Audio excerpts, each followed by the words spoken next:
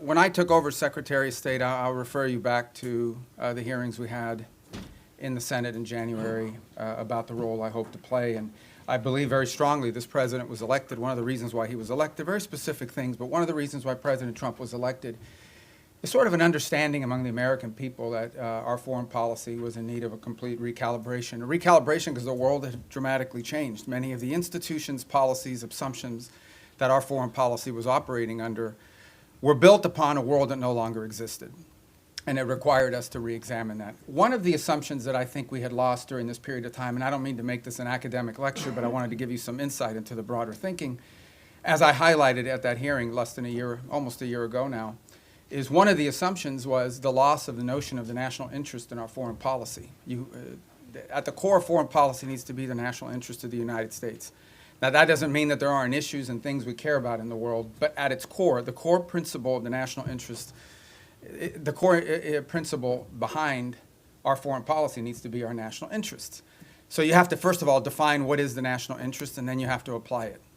We defined it as we are in favor of foreign policies that make America safer or stronger or more prosperous, hopefully all three, but at least one of those three. And then it requires you to prioritize. Even the richest, most powerful and influential country on earth has limited resources, has limited time.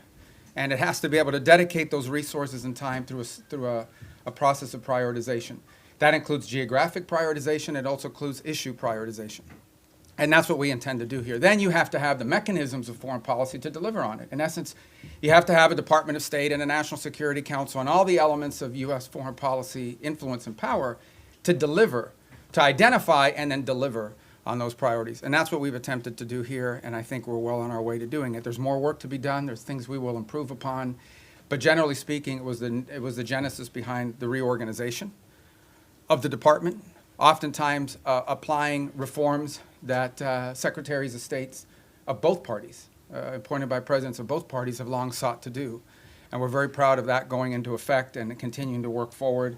I think we generally avoided, massive disruptions to our operation, although any transition involves some disruption. But we're very happy with the way we empowered our regional bureaus, meaning our embassies and the folks at the desks here behind the regions have become more empowered and having influence over every element of our foreign policy, particularly how it's applied tactically. At the same time, one of the things we looked at is foreign aid. Foreign aid is not a separate activity of the United States government. It is an element and a tool of our foreign policy, and it should be used for the purpose of furthering the national interest. That doesn't mean we don't care about human rights. That doesn't mean we don't care about starvation. That doesn't mean we don't care about hunger. That doesn't mean we don't care about humanitarian need.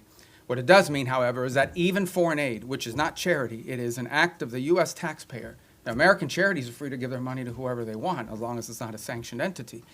But the United States and the taxpayer money should be spent in furtherance of our foreign policy, should be spent in places and on things that further our foreign policy, and even that is not unlimited. We have a limited amount of money that we can dedicate to foreign aid and humanitarian assistance, and that has to be applied in a way that furthers our national interests, and that's what we have sought to do as well. And in that endeavor as well, we have empowered the regional bureaus and our embassies to play a dramatic role. In fact, they are not just the implementers of this. They, in many cases, are the ones that are suggesting and are leading the response. And so bringing the tools of foreign aid underneath the umbrella of our broader foreign policy has been an important and dramatic reform. Even in the midst of all that, we remain engaged around the world, including in conflicts that perhaps are not central to everyday life in America, but the president has made it a priority to be a peacemaker. And so you've seen us engaged, whether it's Russia, Ukraine, or India and Pakistan, or Thailand and Cambodia, which is an ongoing challenge, or the tragedy we see now in Sudan, or the potential for further strife in South Sudan and that falling apart. I mean, no matter our Armenia and Azerbaijan, we are always looking for opportunities, if possible, to play the role of a mediator that brings about the avoidance of war or the ending of conflicts. And obviously, in many of these cases, you can get people to the table and agree, and then there's the implementation process. And so we've made progress in many of these, particularly in getting them to agree to certain conditions. Obviously, it's ongoing work to make sure that those are implemented and applied. And some of these, conflicts have deep roots that go back many, many years. But we are prepared to be engaged and helpful in ways that perhaps other nations can't. We've been viewed as indispensable in that regard, and it's a role the president takes great pride in the promotion of peace around the world, and something he deserves a lot of credit for. He is personally engaged in all of this. Obviously, the big one was the situation with Gaza, which again is ongoing. There is now a ceasefire. There's that war is no longer going on at the scale and scope and all the other things that were going on before.